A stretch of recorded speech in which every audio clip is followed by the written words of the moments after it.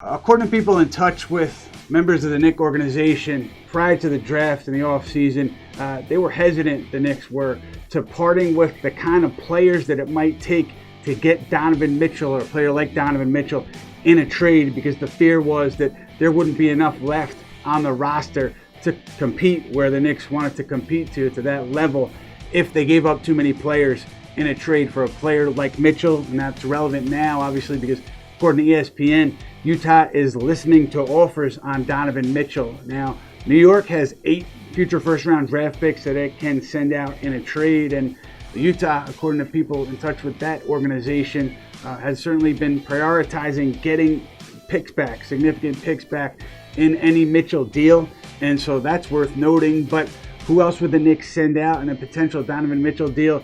Would it be RJ Barrett? Well, according to people in touch with members of the Knicks in recent days, they had no interest in trading Barrett in any kind of deal. Now, does that stance change now that Mitchell is available? I don't think so. I'd be surprised, because if you're the Knicks and you're including RJ Barrett in that kind of a trade, again, what do you have left? Do you have enough left after trading for Donovan Mitchell to compete in the Eastern Conference? I mean, that's up for debate, but it seems to me like you would want to pair Mitchell and Barrett together in any way going forward if you're putting together a package for Mitchell. Another note here, the Nets, people with the organization do have interest in Donovan Mitchell.